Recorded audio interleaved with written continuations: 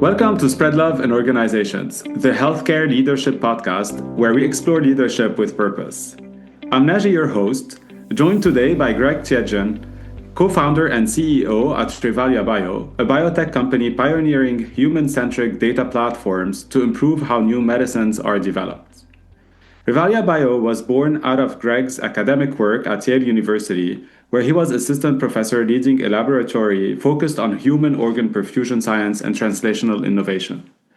Greg holds a PhD from the University of Chicago, and his transition from academia to entrepreneurship was driven by a deeply personal motivation to make biomedical innovation more predictive, more human relevant, and ultimately more impactful for patients.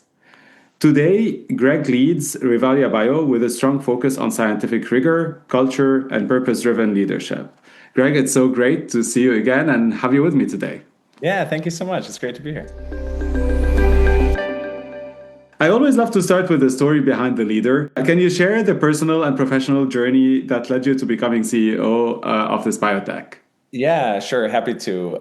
It's a long and winding path, and I usually start with a joke that my CV reads like this guy must have a really supportive wife, which I'm really fortunate to do. And I say that because my journey had a lot of twists and turns along the way. So while I'm a PhD trained scientist, my journey actually started in the humanities. So I went to school originally. I wanted to be an astrophysicist, but actually fell in love with my English class and literature. And so I ended up pivoting and getting an English degree. And along the way had some friends that were phenomenal musicians and really got immersed in that world, loved performance. And so ended up after undergraduate that I did at Wake Forest, I took up studying jazz guitar and spent several years training to be a musician, just with the idea of like being a performer, teaching, just surviving in it. Loved it.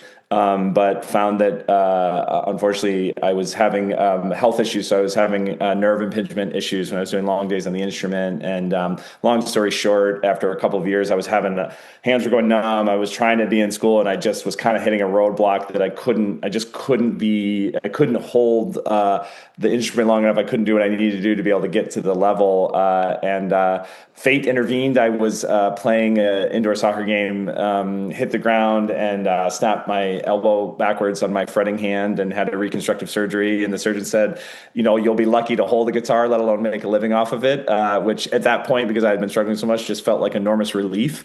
And so I pivoted again and ended up going back to my first love. I was already at the University of Oregon studying music, and so I could just pivot into a second undergrad degree and went back to physics. And so I hadn't done a math problem in like 7 or 8 years. So thankfully, for Wikipedia and some very patient TAs, I was able to pick that up. And then, from there, ended up going to U Chicago, where I did a PhD in a really unique program that was it was a dual mentored program where the role of the student was to be at the interface of different disciplines.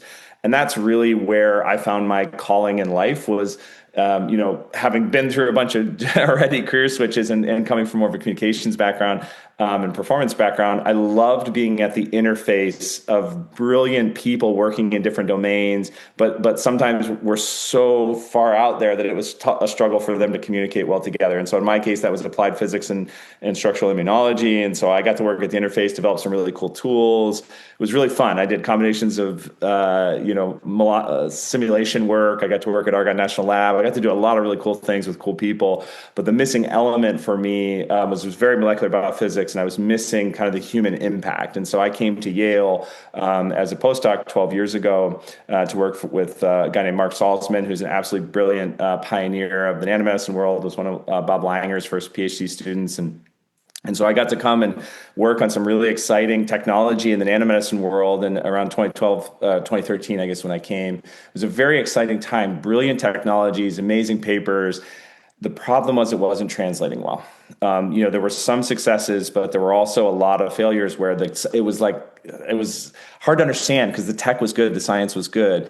The problem was the model systems, right? Folks would engineer these beautiful systems and animal models, and then they just wouldn't translate. And it was at this level of fidelity that we're trying to get to. We're trying to target disease and things that, it just didn't translate well.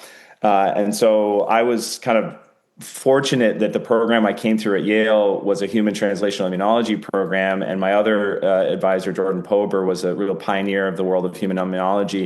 And it was through Jordan that we got the opportunity to connect with pioneering transplant surgeons in the UK who were developing perfusion technologies so that they could make more organs transplantable. They were really frustrated with the state of where things were, that they had no real way to assess whether an organ could function, and it led to a lot of organs not being used. And so they came up with the idea of taking cardiopulmonary bypass machines from, that would be used for things like heart-lung bypass, and putting these organs on those pump systems, which was actually bringing back an old idea. So that's actually a different story. That was something where the field started, but they brought it back and they would do normothermic, and it becomes like basically you could put the organ on a treadmill and see if it functions before you put a patient's life at risk. So that was the folks we got to work with, Mike Nicholson, Sarah Hosgood. They were the pioneers. They had already done this in successfully in people. But they were recognizing that there was a lot of instances where those organs still couldn't be used, right? And this happens in the world of donation, where it's like 90% of the time, roughly, when a donor passes away in the hospital under conditions that will support donation, and they want to transform that loss into some type of impact and legacy, they're not able to, because if that patient dies of cancer or fibrosis, those organs couldn't be used. So what Mike and Sarah and others realized was that didn't mean that those organs couldn't have impact. And you could use this perfusion technology as a new setting within which to test therapies before they're ready to go in. And so we were the fortunate ones that got to take these nanomedicines that we were developing that were designed to target endothelial cells that line our blood vessels for site-specific immunosuppression. We got to test them in human organs that were non-transplantable. They failed miserably. They worked great in a petri dish. They did not translate to the human organs, but this was now a system within which we could understand failure in a relevant human setting. The failure was really fast. We didn't have to wait years like for a clinical trial. And then the failure was profound in that we didn't just learn about things that were going wrong with nanomedicines. We learned about fundamental things about human biology that there was no other way to learn but by using this like sort of complex adaptive system that was autonomous. And I absolutely fell in love with that, both for all of those components of it, like just the best model, but also for the notion that every time we were running an experiment, there was a family that was grieving the loss of their loved one. And this organ represented a way to help support their journey of transforming the loss and pain of a loved one into a new kind of legacy, an endurable truth that can have a profound impact on humanity in the long run. And I by getting immersed in that donation world, it's that ability to transform loss into truth that endures, that comforts.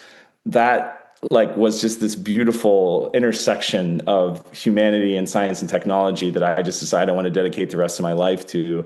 I was fortunate enough to get a position at Yale where I could take what we were doing in the UK and kind of rebuild it. And so we did that for 6 years, built the infrastructure to do this, which is a 24/7 operations. It's not for the faint of heart. You got to be ready to receive organs any time of day or night.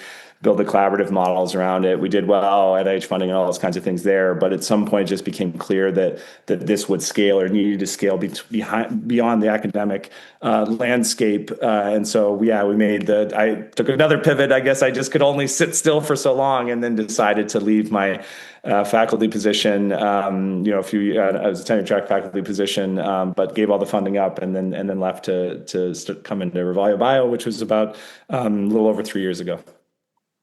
Wow, Greg, well, so many things to unpack. But before, and I'm going to go into Revalia Bio, but when you talk about humanity, science, tech, I love how you brought all these together. One of the questions, I interview, obviously I have the pleasure to sit with several execs, leaders. A lot of us actually have some music in our lives. So what did you... and I always kind of like to ask this question, did music teach you anything, like this instrument? What is your relationship as you think about humanity, science, and tech, your musical journey Yeah. and being a guitarist. What did this bring to you? Well, a couple of different things. Now, first, I want to be really clear about it too. Is like I was not like I came to it late. My when I decided I wanted to be a jazz guitar player, my grandma, who was really important to me, I partly raised me. She's like, I don't even think I ever heard you whistle, let alone play an instrument. But I was fortunate to be around good people, and I also then, I what music taught me was how to learn. Okay. Because when I first started on it, I was late to it. I mean, I was like, I was really like, it was college. I mean, I think I was 18 when I first really picked up an instrument. I had grown up around music. My dad was both my parents, but my dad was such a lover of music. And my parents divorced when I was really young. So it was a 3-hour drive. So every weekend we were in the car for long, and he was Woodstock and Hendrix. And like, I just grew up immersed in great music. But I never had an outlet to learn it. And so then when I came to it late in life. But in order to do it, I had to really deconstruct the process of learning. And so when I first started training in music, I mean, I could only hold my focus for like 20 minutes and then I would sort of fall apart. And eventually over time, I figured out a practice regimen where I could go for like 10 hours, like locked in with different things. And then I could start to feel like, oh, wow, like the human brain is really good at learning if you structure things the right way.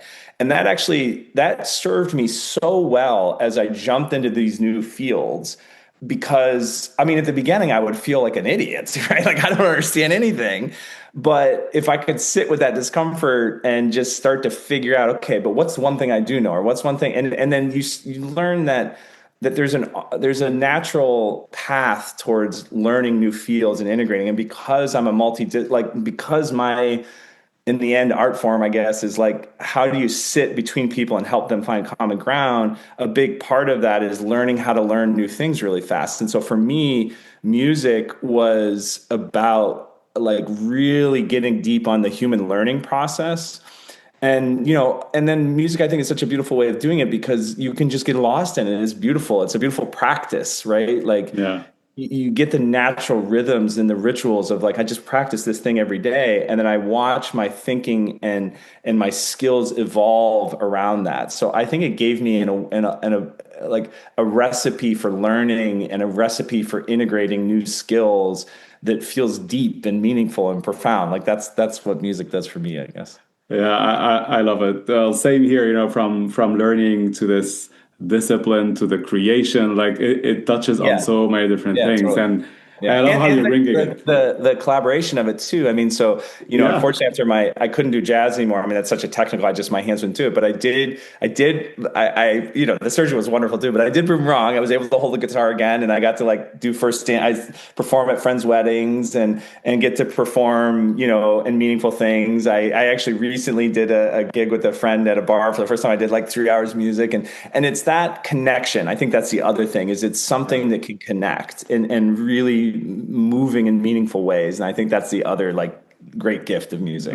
Oh yeah, it brings people together, which is Yeah. also a great pivot again in our discussion towards what you're doing now, Yeah. and how you think about the company now. So I'd love to go more from the story, and then you just gave us this hint. You built a company 3 years ago with a strong purpose and meaning, as you've always had as a leader. So tell us a little bit more what excites you most about the problem you're trying to solve with Revalia Bio and how you see this moving forward. Yeah. So the way that, I mean, our mission as a company is to, transform loss into the future of medicine. And the way that we think about that is from a very one team mindset, right? Because I think one of the challenges that we face in medicine, and I've kind of been on so many different sides of it. I've worked with brilliant drug developers who are so dedicated and so passionate about trying to create new technologies that impact patients. But unfortunately, this is a natural interface for them to be kind of working with a patient every day. Like we develop like a new software platform. You make sure you're talking to the customer every day. Well, with new medicine, especially like very advanced stuff, like there's no real way to do that. And then my faculty position, I was actually in the department of surgery. I wanted to live with clinicians because I didn't want to be building, solutions to problems that weren't their problems, And so living with them, it's a whole different feel like, it's like I got a patient in front of me I got to care about, and I want to help support that innovation. But if it's so far off, like, how do we connect all of those dots? So what that means is, I think one of the biggest challenges we face is all of the silos and different languages that people speak, but yet we got to pull everyone together in order to be able to get a drug through. And so when we think about the reality as it is today, where it takes 10 to 15 years to go from a new concept to a successful clinical trial, usually several $billion, and we fail 90% of the time, that's our shared problem, right? And that's what we're here to solve, but not solve alone, right? Because that isn't going to happen. So what do we need to reduce the friction and the misunderstandings that happen at the interface is what we actually see as a problem. I don't think it's a technology problem. I think it's a fundamental economic and collaboration model problem, where we have a sort of antiquated system that hasn't been updated yet into the complexities of what we have today. So what we're interested in doing is creating a new kind of infrastructure and platform for how, especially the preclinical and translational phases of a drug development process. So, okay, we have a lot of really cool and exciting things happening in the drug discovery to find a new mechanism of human biology. But then there's this massive chasm between like having that drug, figuring out, okay, how do we get it delivered to the right location? Is it efficacious before we go into a patient? Is it safe? And then we can go into a patient successfully for the first time. There's this huge gap in the tools that we have available. We also now have FDA and other regulators saying, hey, human-centered. Like, animal models can have their role, but now the future is human. And that creates a really big challenge, because I can tell you from the work that we've done, being able to be the expertise required to plug into the source of human organs and tissues to be human-centered, which is healthcare systems, academic health systems, requires a certain expertise, a certain language, a certain understanding of the day-to-day of those folks. And then we need to transform that access into something that's on demand and ready to use for the biotech and pharma drug developers who need to be able to not spend all of their time building and maintaining infrastructure, but actually get to do the development work. So the problem that we're working on is to create a new interface that is easily sort of plug and play for both sides, gives great value to both sides, but is really designed to remove a lot of the friction that arises from people having different needs. And so our company is in the platform we call Human Data Trials, is about creating a new kind of interface that really works for everyone, to meet them where they're at, but removes the friction from the system in a way that's all built around a new standard of human data to act as that organizing element. This is fascinating. So I want to go a little bit more deeply into what you guys are doing and the science you're building. And I love how you brought it, right? Like this, there's a huge amount of innovation with also obviously AI on the discovery side and the work done there. But then between this IND, first in human, and what you will figure out once your drug gets in people, it's a black box, right? It's huge. And Yeah, biology and is uncertain. yeah, and I think if you really live in the shoes of the folks who is like, okay, you've dedicated your life to this, new drug concept or technology, and go through all of these enormous hoops and check all the boxes, and it's decision after decision that could, if you choose the wrong thing, it collapses and dies and never helps a patient. And then you get all the way there to that night before that first patient is dosed.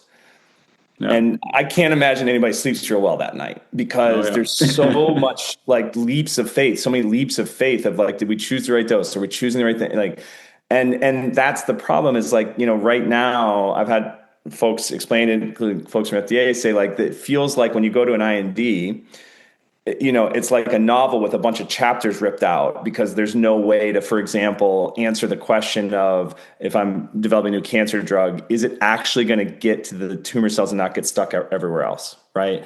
And so a lot of great technologies that are super promising at that discovery phase die in this translational space, because we just haven't had the right models for them. And so what we've found is that, two key things here that can bring everyone together. So first, We need to think about human-centered development not through the lens of one individual technology layer. So organoids, organ-on-chip, really exciting technology. We've used it a lot, but it answers a particular set of questions, right? And it's good for a particular set of things. Population-wide sort of patient demographic data, again, really important, allows you to distinguish certain things, but it can't give you a mechanism, right? Patient biopsy data, really powerful, really important, give you a lot of different things, but it can't connect to sort of physiology and higher order things. And so I think a really important distinction is that we need to think about human models in an integrated approach rather than a competing approach. We need to think about how they all integrate together. And that's where this organ model system that we've worked on for, better part of the last decade, I think is so unique, is because it's an integrator. It's not a replacement, okay? It's like a Rosetta Stone that integrates the other layers. Because every time an organ is donated for research, you get the de-identified medical history. Because we can bring them to life on perfusion systems, you can get unique physiology. You can also do imaging, so you get anatomy. You can use that anatomy to register as you take biopsies. And these are biopsies that are not limited by keeping a patient alive, so you can do a lot more of them, and you can do them from different locations. You can do real-time sensing of the physiology. You can take those biopsies and you can go down and do multiomics, digital pathology, but you can also seed organoid and organ-on-chip. So every donor then becomes the ability to create an entire multidimensional stack of information that traces deep biology from one individual rather than shallow biology from lots of individuals. And that's like the really important conceptual switch, is that integrated human data approach. But then there's one other critical element of this, which is that when we organize it around a patient that we've lost, it's something that all of us relate to, right? So, Naji, when you and I have got a chance to get to know each other a little bit, but, beyond that, there's something that I know that we share in common. I know that everyone that's listening shares in common, regardless of our background and what we do and what we think about, is that we all either have or will lose people we love, right? We'll all experience that moment of knowing that person's gone. And the way that we survive those instinctually, we feel the grief for sure. But then we start to remember great memories. We start to, we come together, we laugh, we cry, like we think about what does it mean to carry that person's memory forward, to turn the pain that we're feeling into some kind of enduring truth about who that person was and what their impact on us was. That's true to all of us. All of us will have that experience multiple times in our lives. And so anchoring this new kind of trial around that very human thing that we do is when we're our best selves, we transform loss and pain and suffering into truth that endures, And so I think that's the other really unique element about this. And it's why I did it in the first place, is that intersection of this beautiful humanity and science and technology, I think, is something that really can be world changing for the future and help us work together in ways that, have felt sometimes impossible in the past. So I have a couple of questions on this. We feel the purpose and the mission that you have and how you're connecting this, again, like humanity, science, and tech. So I'm very interested to hear from you how you keep this alive with your teams as you guys are building this up. And my second question is around scalability of what you're doing, because you're obviously looking for donors, like the science you're doing and what you will be testing is certainly a bridge. But how scalable is this in the area of like in silico patients and all the other, you talk organoids, etc. No, it's wonderful. I'm gonna take those questions in reverse order, but I love both of them. Thank you. So first, the scalability. So that's actually why we're building a product, right? So I think in the old model, it would be like contract research organizations, and you just kind of like, okay, but the problem is that doesn't scale, right? because it's like linear with the effort that you put in. So you fundamentally can't do it. And if we can't scale, then we can't honor our stewardship and promises to those donor families that their loved ones' gifts are going to change the world, right? If it doesn't scale, it doesn't hold the promise. So, okay, then the next question is, well, what are the bottlenecks to scale? Why doesn't it scale? So the first bottleneck, and this is what we're working on building today, is it's the bottleneck of expertise, right? So the fundamental bottleneck in like a serial model is something like that is, well, there's only so many people that know how to do this stuff, right? And if you don't, apparently they have to sleep every once in a while, myself included, like, it can't work. And if the people that are trying to consume like our human data trial platform, if their ability to use that is bottlenecked on access to our calendars, that doesn't work. So this is where the moment that we're in with agentic AI and all those capabilities is profound. And, there are a lot of there's a lot of still discovering how to use these technologies, but I think one of the most clear use cases is removing the bottleneck of expertise, right?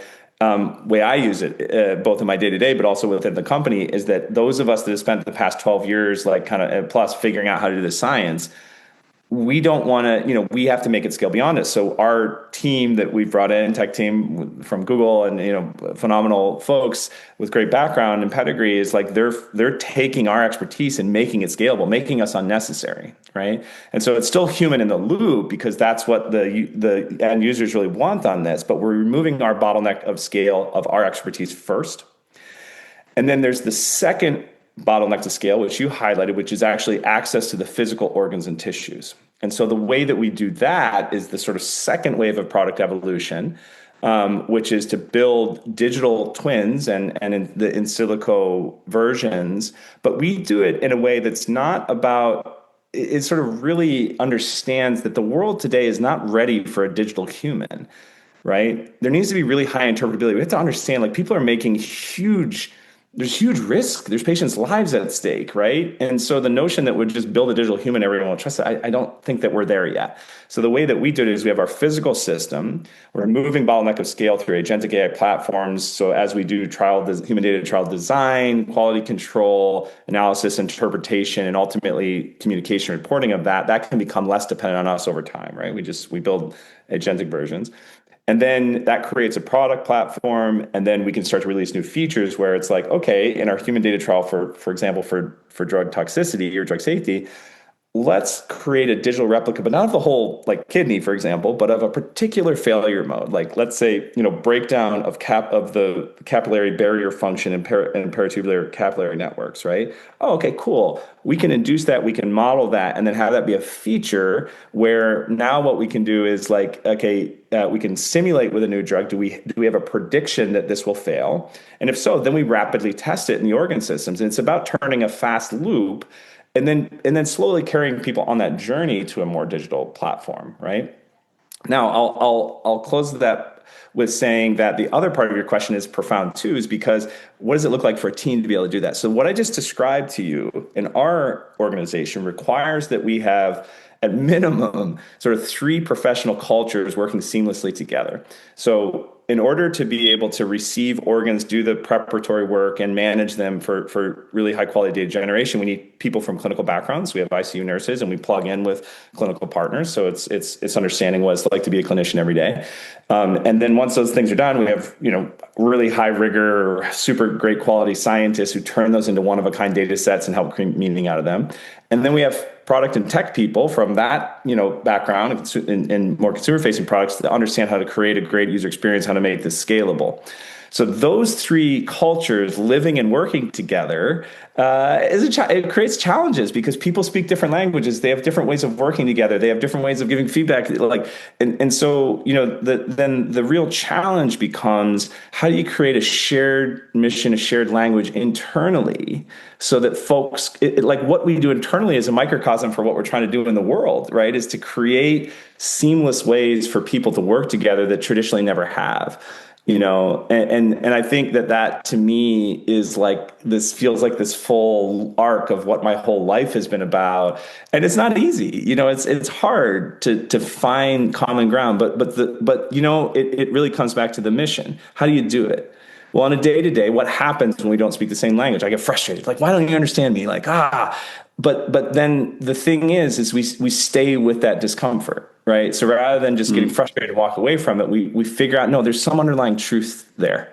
There's something that if I can stick with that and stick with you, then on the other side of that, we can find something that endures, a connection that endures. And that is exactly what the broader mission of transforming loss and pain into enduring truth is all about. So it's really, we just got to practice what we preach, man. You know, like we got to do internally what we're trying to create externally, you know? Of course. And so it seems, and it's fascinating because you went immediately into the culture, and it seems you're very intentional as a CEO on building this culture within the team. So can you tell us like the behaviors, values you're actively trying to model yourself, like as a CEO of the company? Yeah, thank you. No, and I think that's so important, right? Like, I mean, whatever we do, like the leaders always have to hold the standards, right? And so I think first and foremost, trust. Okay, so we, as an organization, we do not work if we aren't sort of masters of building and maintaining trust, right? Because on one side is the integration with care providers and health systems and most importantly, donors and donor families that they have to trust us that we're going to be good stewards, right? Or else we don't work, right? On the other side are the folks that are dedicating their lives to a technology that they think can really transform the world, but at some point are going to have that really sleepless night before it goes into a living patient, right? They have to trust us that the data that we're going to generate for them, the way it's going to be put together, has to be the highest standards of rigor and quality, and you know that the way it's put together is going to help them move forward as fast as they possibly can. You know, as they navigate all the risks associated with that journey, and so the trust, and then you know regulators, like everything is predicated on really deep trust. Okay, and so my sort of message to my team and to myself is, okay, if the outside world requires of us that we are so deeply reliable and trustable in everything that we're doing here, but we can't do that internally as a team, how does that work? It doesn't, is the answer. Which means that in everything that we do and how we move internally, and certainly for myself, it's got to think about how do I master the art of building and maintaining trust, especially when it's hard, especially when we're up against deadlines and difficult things, because it's easy to have trust when it's easy, right? It's hard to have trust when it's hard, but that's when it counts. And so I think, you know, that's sort of number one. And I think related to that is, how do you really master the art of being a great collaborator? Okay. Because trust is a collaboration. It's never a one-way street. And what that means to me is that I need to be able to find the middle path of trust, right? Because collaboration is fundamentally about making sure that both of our needs get met. Right? It's about finding a shared solution where you get what you need and I get what I need, and we both feel really good about it. That's what a great collaboration is. If I'm, you know, putting my needs to the side just to meet your needs, okay, sometimes we'll do that. But if that's always the case, that's not collaboration. That's going to build resentment, right? Or if I'm like overly assertive and like dominating and only getting my needs met, that's not collaboration. So it's harder, but that's the work, is to find that Venn diagram where both of our needs get met, right? And so I think those are the two cornerstones, but it's not sufficient, because we also have to make sure, and you know, this is from kind of leadership standards for me, is like we absolutely have to be crystal clear about our focus and our direction. Because we have so many different directions that we could go with this, that if we don't focus, we'll run in all directions at once and we'll go nowhere. Then the second thing is the quality of the work that we produce as we're going through this journey has to be so high, because our ambition is so high. Like good enough won't cut it, right? So you have to have really, really high standards. And then the third element of that is it has to be sustainable. Like it has to be built into systems. And I think this is one of the hardest things as a founder. I mean, we're a seed stage company. I mean, we've been around for 3 years. We've raised a good chunk of money. So, we're pretty mature. We're generating a lot, generating revenue and all these kinds of things, but we're still an early company. And I think for founders, the journey is one of letting go, right? And making yourself not so central, right? Because if you can't transfer it into a system that supports upholding all of everything I just told you, then it won't scale and it fundamentally will break. So that's kind of my 5 dimensions. I think there's the clarity, the really high quality, and having systems carry, but everything needs to be done in a way that builds trust, and where we really are able to collaborate profoundly well, which is very much about making sure that we're meeting each other's needs, right, and communicating well and all of that. So anyway, that's my sort of philosophy on how we do it. And as you say, it is something that is really like we don't work if we don't do that stuff well. Yeah, and it's so very well said. I can relate to several parts of what you said, but let me ask you: did you master the art of trust?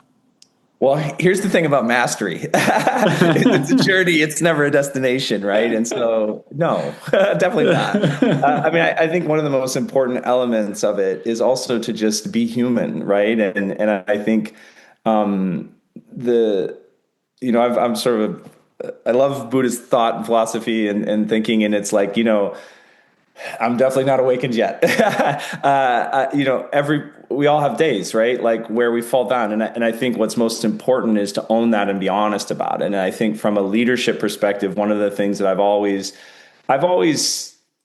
think it has felt sort of instinctual to me, just in part like the way I was raised, but it's also served me well. It's just vulnerability, right? Like it's okay. Like I'm not perfect at all. Like I'm sure today, at some point today, I will clearly demonstrate that I've yet to master trust, right? Building and maintaining trust. But it's not about, do you do it perfectly? It's about the journey that you're on of learning, right? And so I'll go back to that great question you asked about what music taught me. Is it taught me, like, are you ever done learning music? No. But it's about the path, right? It's about, can you efficiently like dedicate yourself to the practice? Mastery is it's the result of a lifelong journey of dedication to practice, right? And so what I'm way more focused on is, am I dedicated to the path? Am I dedicated to the practices that are necessary? Or that if you find someone that you could look at and say, wow, that's an enlightened master of trust, what do they do on a daily, what are their daily practices? Because they'll have them. Right. And so I think that's what I am working on, work in progress for sure. But I'm just trying to be what I'm trying to model, like to my team and to anyone, is being honest with how hard that is. And, especially when you're in the crucible of building a company where there's so much at stake, people's livelihoods, families, the mission, everything. Yeah, it's hard, but it's worth it, right? I think and the thing about a great practice, and I learned this in music too, is really hard. It's deliberate work. It's tough, but it feels good. Like, so at the end of it, you feel exhausted, but fulfilled at the same time, Oh yeah. And it is worth it. As you said, it's about people and the journey and what your team is delivering on the mission, but also how they're doing it and going through it with you. As you lead them, which is great. And you said several things that are truly profound and might sound easy to do, but they're not. Like you talked about letting go and not being central as a founder and CEO. Like that's not easy. So no, and of course you can't let go. This. You can't let go completely either, because then exactly. I like come back to the Buddhist middle path thing, right? Because there's the one thing is like, I overly control, and that of course doesn't work. But then there's the other one that, where I just let it all go, and that doesn't work either, right? Because exactly. And I think that's the challenge in the CEO role is to like, which I definitely don't do perfectly all the time, is to find that balance point. Because, really what I find exciting about the role that I'm in is it's very much about being an enabler and a supporter of the growth of of every individual in the company. A lot of that often is focused for me on the leaders that are directly reporting to me, but for everybody in the company.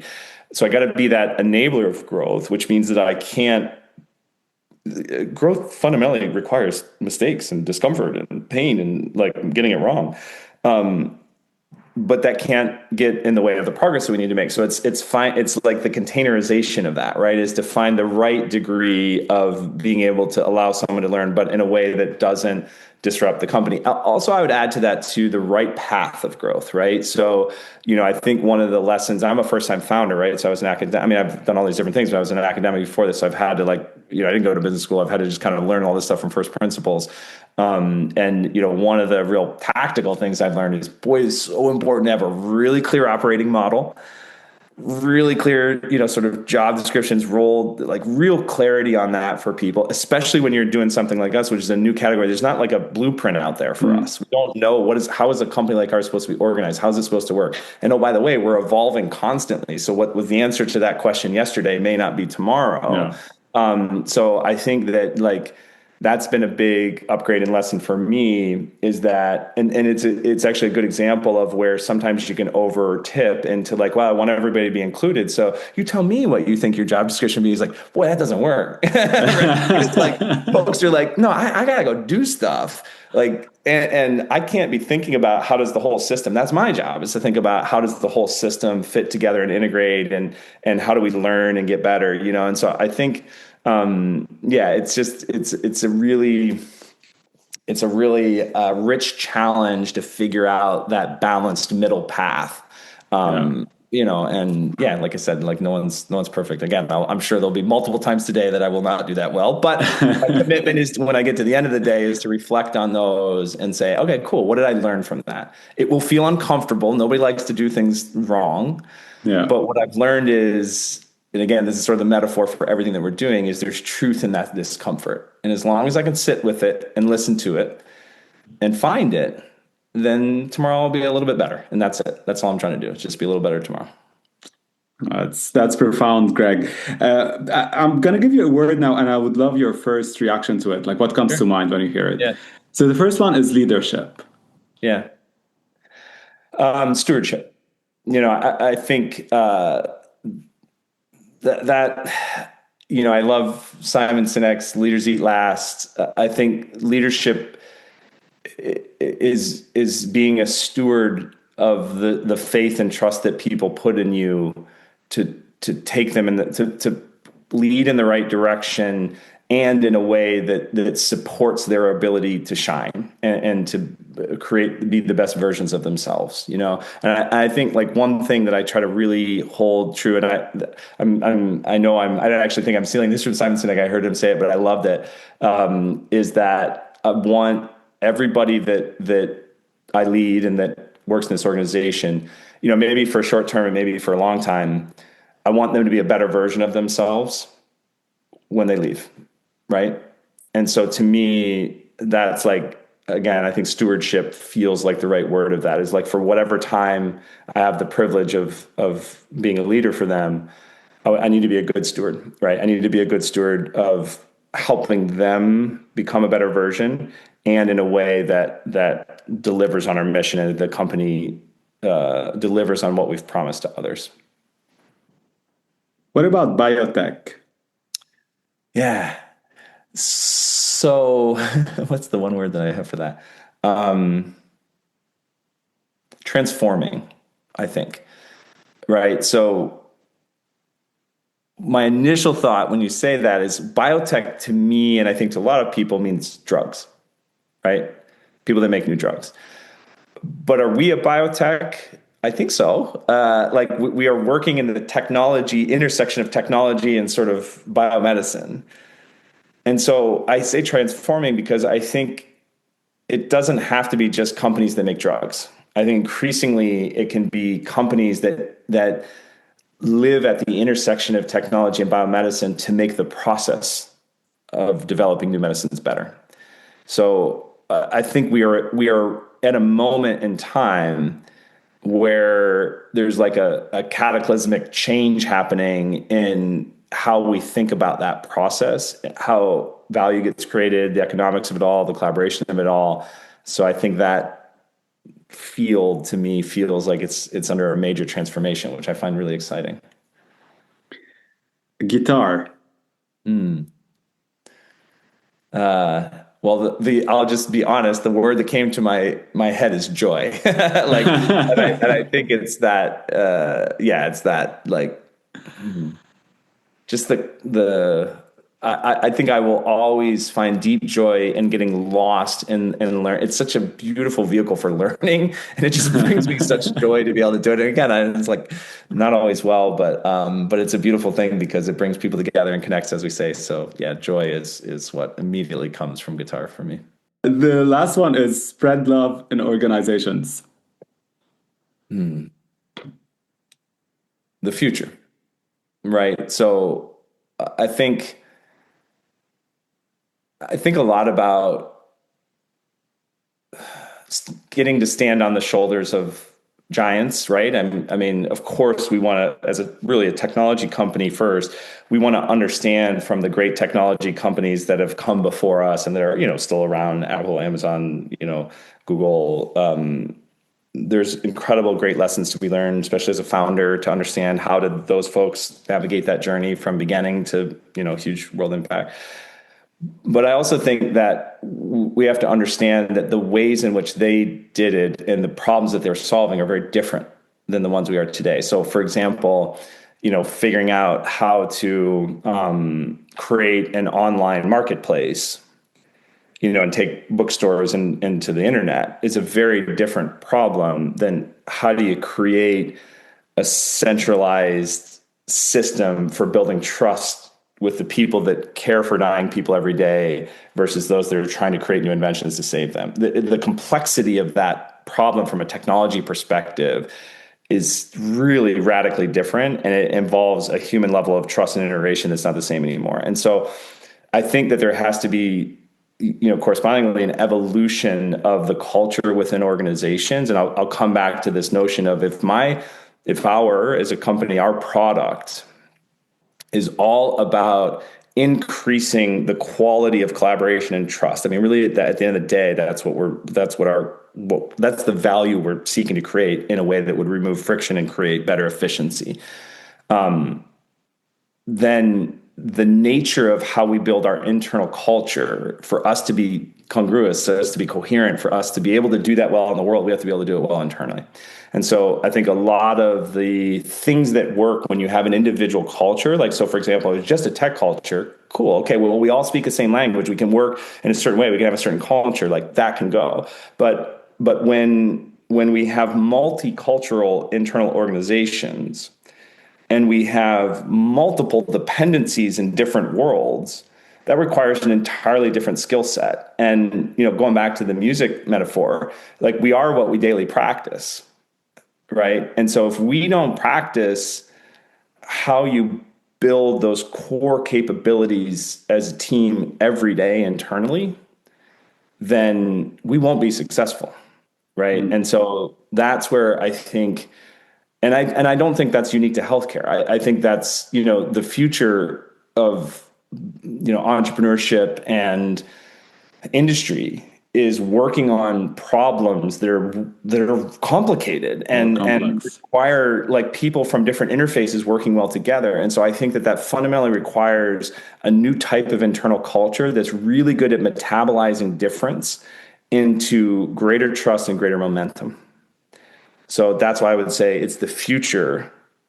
Like every CEO, every leadership team is going to need to be really good at this stuff, not because it feels good. It does, but it's strategic. Like you won't survive if you don't figure out how to master building trust internally, because also great employees, where do they want to go work? It's not just the places that have the best perks. It's the place where they're going to have the opportunity to grow and thrive and be challenged, but challenged in ways that feel safe and help them become better versions of themselves. So I really think that this is going to be, that the businesses that are going to become the Apples, Amazons, Googles of the future are going to be the ones that do this the best. I can't agree more, obviously, Greg, with you on that.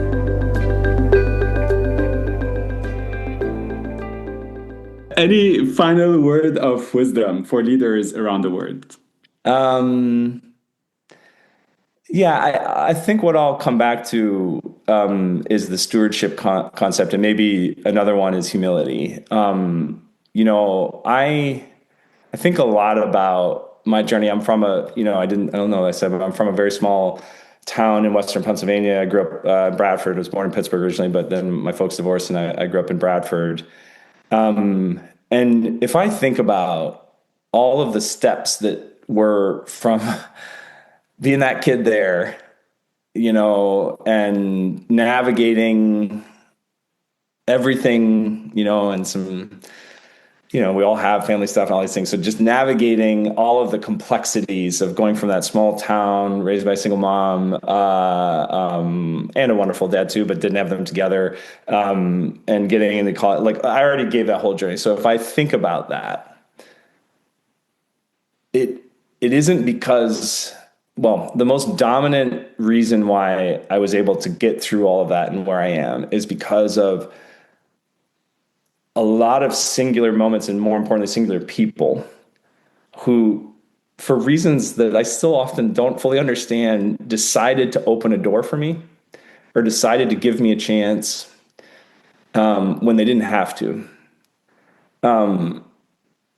And none of what we're doing today or whatever would have been possible without all of those folks.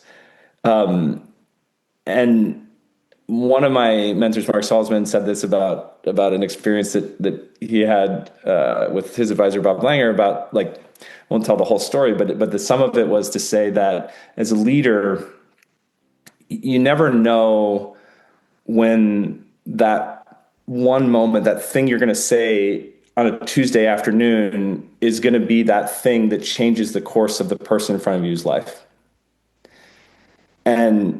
And so I think that requires that notion of stewardship, but also humility, to understand that the words that we say and the way that we show up has huge impact. It can change the course of not just that individual's life, but everyone that they'll touch after, right? So with that potential impact comes a lot of responsibility. And so I think it's so important to stay humble in that, right? And to recognize that it's not about being perfect in it, but it is about being aware of the responsibility that kind of potential impact is. And, often in that, I mean, the best leaders I've ever had are the ones that are the best at admitting the mistakes that they make and just being really honest with you. And so, again, I think it just all comes back to being really grounded in humility, the concepts of stewardship, and vulnerability, being willing to not have to be perfect all the time is, to me, the right center to start from, and being a good leader. Now, this is a beautiful way to end our conversation. We can go on and on. Greg, you and I know that, and hopefully we'll do it again at some point. But thanks so much for being with me today. Thank you. It's a real pleasure.